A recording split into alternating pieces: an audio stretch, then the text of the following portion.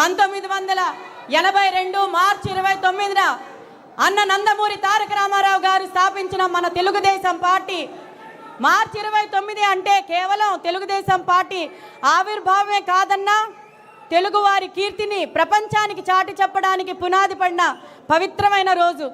4 దశాబ్దాలు దాటి ఇప్పుడు 44 ఏళ్ళు తెలుగువాడి గొంతుగా తెలుగుదేశం పార్టీ ప్రస్థానం కొనసాగుతోంది.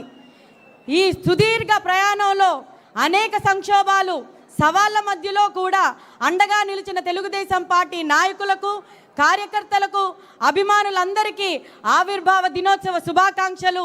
మహిళలకు ఆస్తి హక్కు కల్పించడం కన్నా బడుగు బలహీన వర్గాలకు రాజకీయాల్లో ముందుకి భాగస్వామ్యంగా నడిపించాలన్నా తెలుగుదేశం పార్టీయే ఉంది. అయితే ఈ మంచి అవకాశం నాకు ఇచ్చినందుకు జాతీయ అధ్యక్షులు నారా చంద్రబాబు నాయుడు గారికి, లోకేష్ అన్న గారికి, అలాగే రాష్ట్ర అధ్యక్షులు పల్లా గారికి నా కృతజ్ఞతలు తెలియజేసుకుంటూ ఈరోజు ప్రోగ్రామ్ స్టార్ట్ చేస్తున్నా ఉన్నా. పర్మిషన్ ఇవ్వాల్సిందిగా సార్ని రిక్వెస్ట్ చేస్తున్నాం.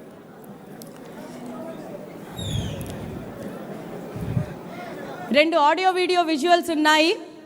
అయితే ఒకటి మన తెలుగుదేశం పార్టీ హిస్టరీ ఏముందో దాని గురించి, అలాగే మన తెలుగుదేశం క్యాడర్ మీద ఏవైతే వివక్షత జరిగిందో వాటన్నిటి గురించి 2 వీడియోలు ఉన్నాయి. అవి ప్లే చేయాల్సిందిగా విజ్ఞప్తి చేస్తూ ఉన్నాం.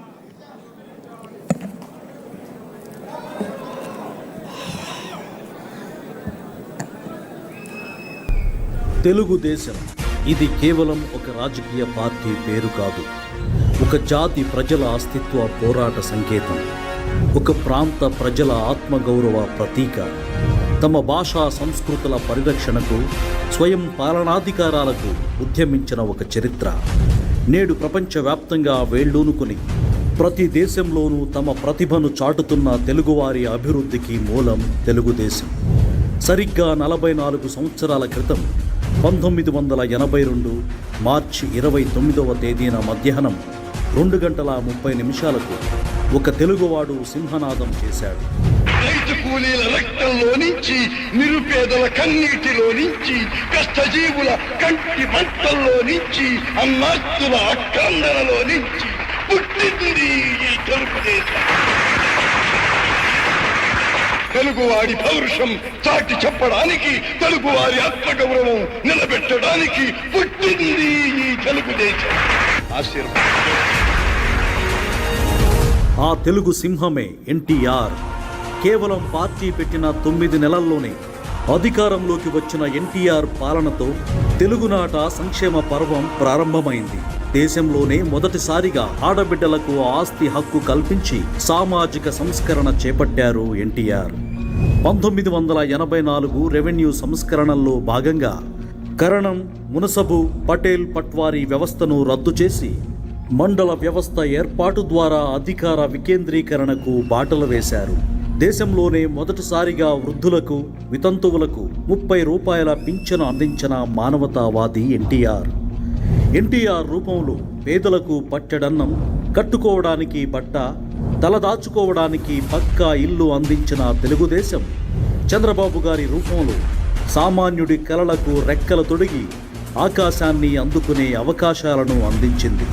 పాలనలో సాంకేతికతను ప్రవేశపెడుతూ దేశంలోనే మొట్టమొదటిసారిగా ఈ గవర్నెన్స్కు నాంది పలికిన చంద్రబాబు గారు ఆంధ్రప్రదేశ్ విజన్ 2020 పేరుతో ఓ దార్శనిక పత్రాన్ని చంద్రబాబు గారు విడుదల చేసినప్పుడు ఆ మాట విని నవ్విన వారికి సమాధానమే సైబరాబాద్. ఐటీ అన్న పదాన్ని మారుమూల తెలుగు యువతకు పరిచయం చేస్తూ 1998లో ప్రారంభమైన హైటెక్ సిటీ ఒక అంతర్జాతీయ సంచలనం. అదే సమయంలో సమాజంలో దాదాపు సగం శాతమున్న మహిళల శక్తిని, మేధస్సును, శ్రమను, సృజనాత్మకతను వెలుగులోకి తేవాలన్న లక్ష్యంతో చంద్రబాబు గారు డ్వాక్రా సంఘాలను ఏర్పాటు చేశారు. మహిళలకు విద్యా ఉద్యోగాలలో 33% రిజర్వేషన్లు అమలు చేసి ఎంతోమంది ఆడపడుచులకు ఉన్నత విద్య, ఉన్నత ఉద్యోగాలు అందేలా చేశారు.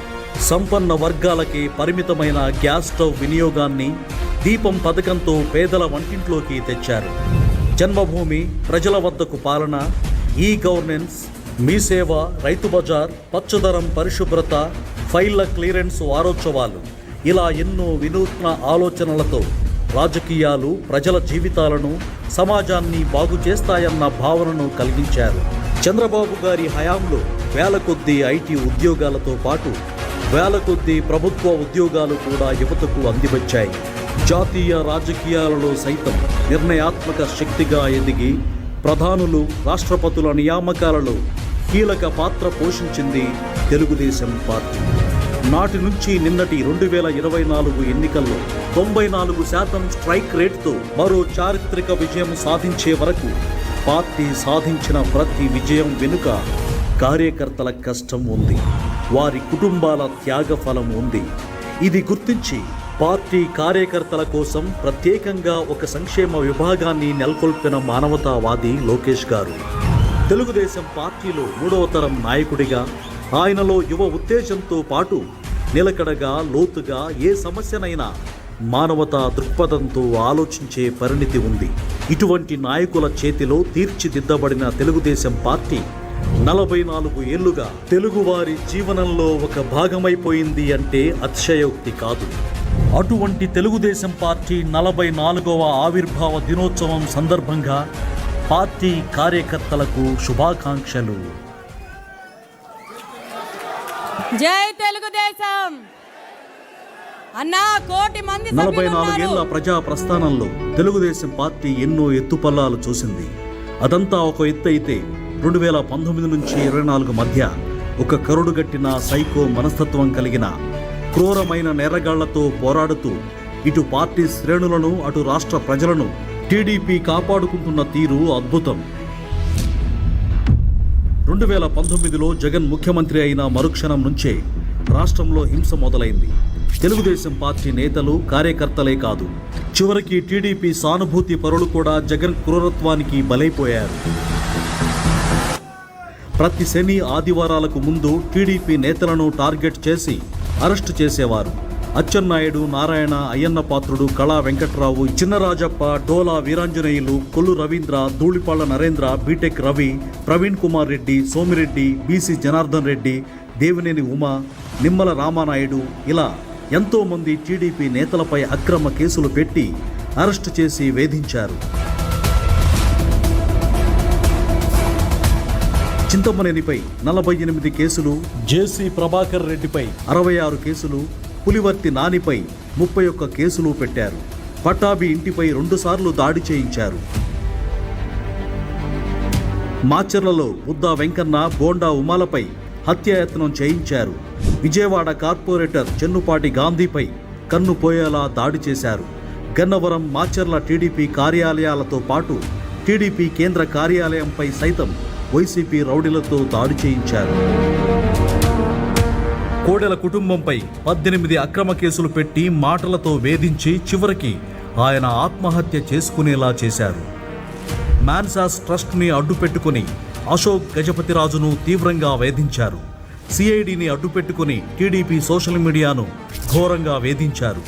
ఆదిరెడ్డి కుటుంబం, ప్రత్తిపాటి పుల్లారావు, గౌతు శిరీష, అశోక్ బాబు, కూన రవి, వంగలపూడి అనిత, ఎంఎస్ రాజులపై అక్రమ కేసులు పెట్టారు. అంతవరకు ఎందుకు, సొంత పార్టీ ఎంపీ రఘురామరాజును కస్టోడియల్ టార్చర్కు గురి చేసిన తీరు దేశం మొత్తానికి తెలుసు. ఇక స్థానిక సంస్థల ఎన్నికలప్పుడు జరిగిన హింస అంతా ఇంతా కాదు. చివరికి టీడీపీ అధినేతపై కూడా వేధింపులు, దాడులకు దిగారు. చంద్రబాబు గారిపై నందిగామ, ఎర్రగొండపాలెం, పొంగనూర్లలో రాళ్ల దాడి చేయించారు. అమరావతిలో బస్సు యాత్ర చేస్తున్న చంద్రబాబు గారిపై రాళ్ల దాడి చేయించారు.